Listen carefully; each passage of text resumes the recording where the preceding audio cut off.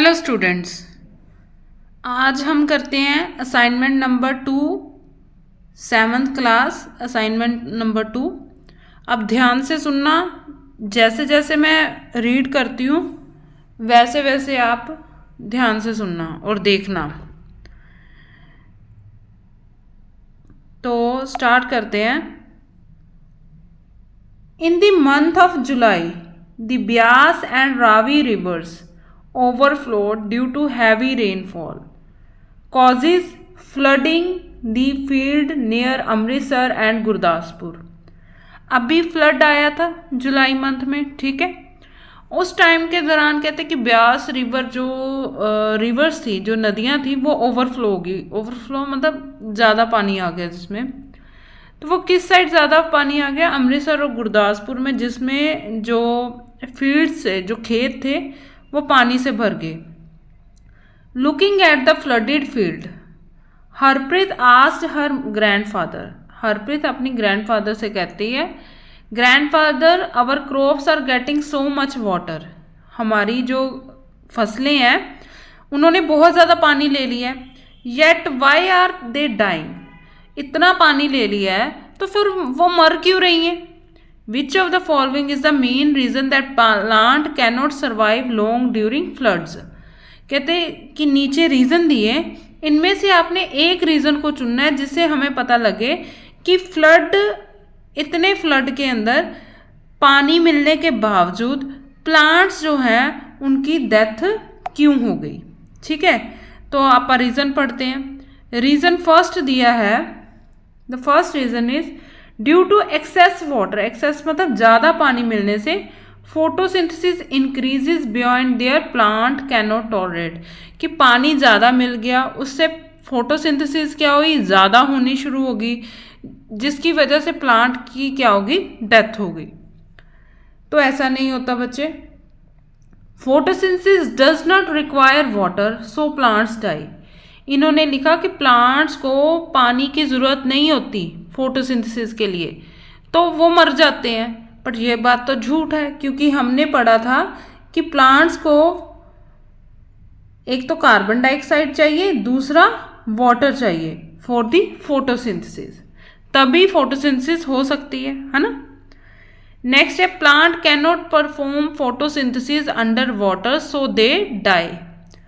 Next reason दिया कि plant जो है वो अंडर वाटर मतलब पानी के नीचे फोटोसिंथेसिस नहीं कर पाए, जिसकी वजह से उनकी डेथ होगी। नेक्स्ट है, river water is harmful to plant and causes their death. चौथा रीज़न इन्होंने दिया है, फोर्थ रीज़न, जो कि प्लांट्स जो हैं उनके लिए रिवर का पानी, नदी का पानी हार्मफुल था, इसलिए उनकी डेथ होगी। तो ये भी नहीं है, ये भी नहीं है, तो कौन सा आंसर है बच्चे हमारा? हमारा आंसर है थर्ड, कि plants can not perform photosynthesis under water. जब पानी के नीचे प्लांट्स आ जाते हैं तो फोटोसिंथेसिस नहीं हो पाती, तो इसकी वजह से उनकी क्या होगी, डेथ हो गई। चलो सेकंड क्वेश्चन पे आ जाते हैं। कहते कि after the flood Harpreet noticed the leaves of the plant had turned yellow. Flood के बाद हरप्रीत ने नोटिस किया कि जो प्लांट्स के लीव्स हैं वो क्या हो गए, येलो हो गए। What is the reason for this? इसका रीजन क्या है? पहले में तो हमने कह दिया था कि प्लांट्स डाई इसलिए हो गए क्योंकि पानी के अंदर वो फोटोसिंथेसिस नहीं कर सकते। तो नेक्स्ट अपना आ गया, decrease in chlorophyll and reduce photosynthesis. Decrease मतलब क्लोरोफिल जो है वो कम हो गई, जिसकी वजह से फोटोसिंथेसिस भी क्या होगी, कम हो गई। Increase in chlorophyll and enhance the photosynthesis, ये तो गलत हो गया, क्योंकि क्लोरोफिल अगर है तो प्लांट के लीव्स येलो ही क्यों हुए, है ना। Photosynthesis without chlorophyll it is not possible, क्योंकि अगर विदाउट क्लोरोफिल फोटोसिंथेसिस पॉसिबल हो तो हम भी कर सकते हैं। नेक्स्ट है, formation of chlorophyll due to photosynthesis, तो ये भी आंसर नहीं है। तो आंसर कौन सा हो गया बच्चे? आंसर है decrease in chlorophyll and reduce the photosynthesis. चलो नेक्स्ट करते हैं third. Seeing the ruined crops, Harpreet became sad. उसने देखी जब फसलें पूरी बर्बाद हो गई तो वो हरप्रीत जो थी वो सैड हो गई, दुखी हो गई कि ये तो सारी फसलें खराब हो गई। हर ग्रैंडफादर कंसोल हर, उनके जो दादा थे उन्होंने उसे हौसला दिया। सेइंग, कहा, हरप्रीत बेटा, our gurus have taught us to stay in high spirits. Harpreet के दादाजी ने कहा कि हमारे गुरुजी ने बताया है कि हमेशा चढ़ती कला च रहो, ठीक है। डोंट वरी, कोई बात नहीं। No we will grow pulses crop that increase the infertility of the that increase the fertility of the soil, कि आप पल्सिस ग्रो करेंगे, उससे क्या है, सॉइल की फर्टिलिटी इंक्रीज हो जाएगी। तो पहले तो बात करते हैं पल्सिस की। पल्सिस कौन सी होगी, जैसे हमारे पास चना हो गए, ठीक है, हमारी दालें होगी, राजमा हो गए, ठीक है, ये सारी क्या होगी, पल्सिस होगी। अब फर्टिलिटी ऑफ द सॉइल कैसे इंक्रीज करेंगे, तो बच्चे जो हमारी पल्सिस होती हैं उनकी जो रूट्स होती हैं, ये लेट्स सपोज ये रूट्स हैं, तो उनकी रूट्स में इस तरह के बीड्स लाइक स्ट्रक्चर होते हैं। ये जो बच्चे बीड्स लाइक स्ट्रक्चर होते हैं, इनको हम ये बीड्स लाइक स्ट्रक्चर के अंदर राइजोबियम नाम का बैक्टीरिया होता है। कौन सा, राइजोबियम, ठीक है, राइजोबियम बैक्टीरिया होता है। ये राइजोबियम बैक्टीरिया क्या करता है, एटमॉस्फेयर से नाइट्रोजन लेता है, N2 मतलब नाइट्रोजन लेता है। ये नाइट्रोजन बच्चे ना तो प्लांट्स ले सकते हैं, यूज़ कर सकते हैं, ना एनिमल्स यूज़ कर सकते हैं। ये सिर्फ और सिर्फ राइजोबियम बैक्टीरिया यूज़ कर सकता है, यूज़ करता है। जब ये यूज़ करता है तो कुछ नाइट्रोजन भेज देता है प्लांट्स को और कुछ उसी सॉइल के अंदर सिक्रीट कर देता है, ठीक है, जिसकी वजह से जो फर्टिलिटी जो सॉइल की होती है वो क्या हो जाती है, इंक्रीज हो जाती है। तो आंसर क्या आएगा, they need less water and absorb water to the soil, नहीं, नड्यूल्स ऑन देयर रूट्स, वो जो बीड लाइक स्ट्रक्चर थी that are called the nodules, तो उनकी रूट्स पे नड्यूल्स होते हैं जो क्या करते हैं, रूट प्रोड्यूस क्लोरोफिल। ये भी नहीं है बच्चे, ठीक है, ये गलत है, क्लोरोफिल नहीं प्रोड्यूस करते, मैंने क्या कहा, नाइट्रोजन फिक्सेशन करते हैं। तो bacteria in their root nodule convert atmospheric nitrogen into usable form. तो ये आंसर है कि बैक्टीरिया जो होते हैं वो रूट नड्यूल के में एटमॉस्फेरिक नाइट्रोजन को यूज़ करने की फॉर्म में चेंज कर देते हैं, ठीक है। चलो नेक्स्ट क्वेश्चन करते हैं।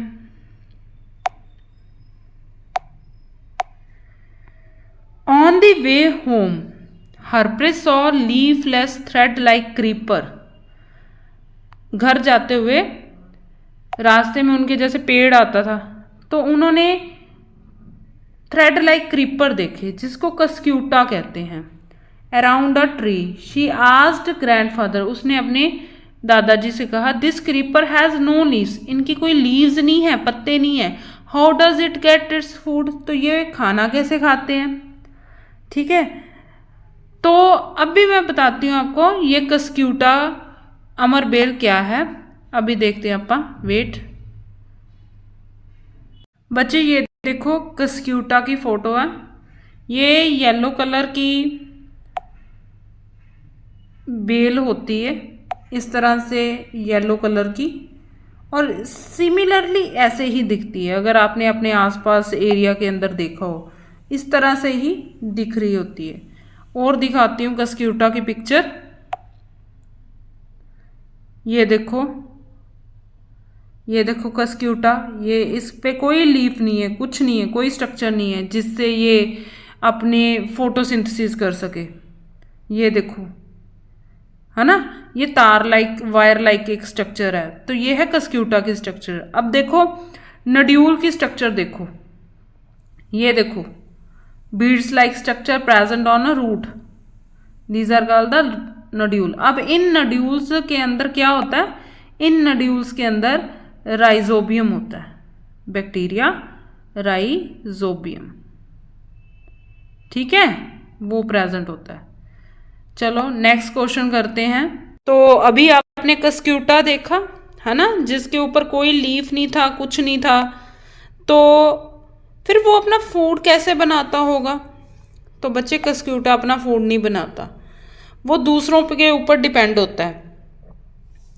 तो it prepare its own food and uses the tree only for sport, नहीं, गलत है। It obtains food from the tree it's grown on, yes, ये ठीक है। It feeds on insects present on the tree, no, गलत।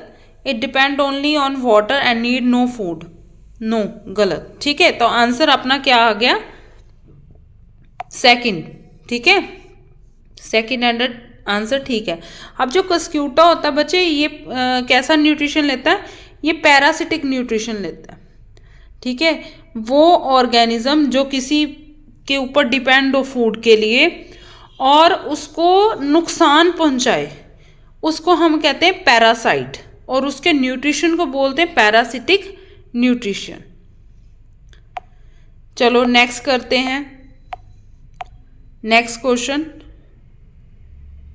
Eight home Harpreet's mother cooked a mushroom, Harpreet की mother ने mushroom बनाए, ठीक है, मशरूम खुंबा जिन्होंने पंजाबी च बोल देंगे हैं, ठीक है। हरप्रीत आस्क्ड ग्रैंडफादर, हरप्रीत अपने ग्रैंडफादर से पूछती है, mushrooms are white and have no chlorophyll, जो मशरूम्स हैं वो वाइट कलर के होते हैं, ग्रीन कलर के नहीं होते। तो हमें पता है जो ग्रीन कलर वाला होता है वही क्या करता है? फूड बना पाता है। So they can't make their own food by photosynthesis, तो वो अपने लिए फोटोसिंथेसिस से फूड तो बना नहीं पाते। Then how they their food, तो वो फूड कैसे लेता है, ठीक है। तो बच्चे हमने पढ़ा है कि एक होता है पैरासिटिक न्यूट्रिशन और दूसरा होता है सेप्रोफिटिक न्यूट्रिशन। जो सेप्रोफिटिक न्यूट्रिशन होता है, कौन सा? सेप्रोफिटिक।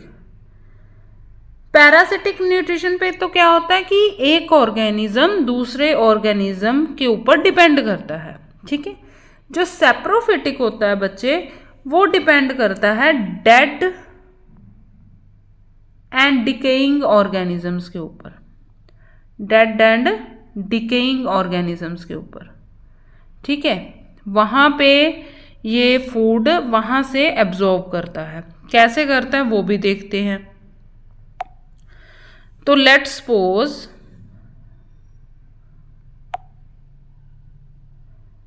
चलो ये भी स्ट्रक्चर ही दिखा देते हैं, है ना, स्ट्रक्चर दिखा देते हैं तो ज़्यादा समझ आ जाएगा। तो ये देखिए इस तरह से मशरूम होती है और उसका जो रूट लाइक स्ट्रक्चर्स होती हैं वो यहाँ पे मान लो कि डेड एंड डिकेइंग ऑर्गेनिजम्स हैं, यहाँ पे जाती हैं, ठीक है। यहाँ पे जाके वो क्या करती हैं? एंजाइम्स सिक्रीट करती हैं, बहुत सारे एंजाइम सिक्रीट करती हैं। ये मान लो एंजाइम है, ठीक है। ये एंजाइम क्या करते हैं? खाने को तोड़ देते हैं, ब्रेक कर देते हैं। ब्रेक करने के बाद वो चेंज कर देते हैं इसको लिक्विड फॉर्म में। अब ये जो लिक्विड फॉर्म आया तो ये रूट्स लाइक स्ट्रक्चर इसको दोबारा क्या कर लेती हैं? एब्जॉर्ब कर लेती हैं और इस तरह से ये खाना अपना ले लेती हैं, ठीक है। इसका आंसर हो गया दे secrete digestive juices on decaying matter and absorb the solution। तो आंसर हो गया सेकेंड कि डिकेइंग मैटर मतलब जो डेड मैटर था उसके ऊपर अपने जूसेस सिक्रीट किया उसने और उसके बाद जो सोल्यूशन बचा उसका खाना एब्जॉर्ब कर लिया।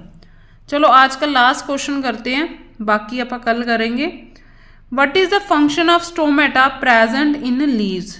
जो लीव्स के अंदर स्टोमेटाज प्रेजेंट होते हैं उनका फंक्शन क्या होता है?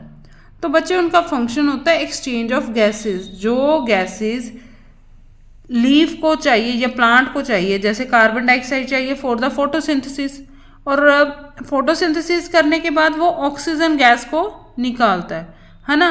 तो वो जो कार्बन डाइऑक्साइड को अंदर लेने का प्रोसेस और ऑक्सीजन को बाहर निकालने का प्रोसेस वो किसके थ्रू होता है, स्टोमेटा के थ्रू।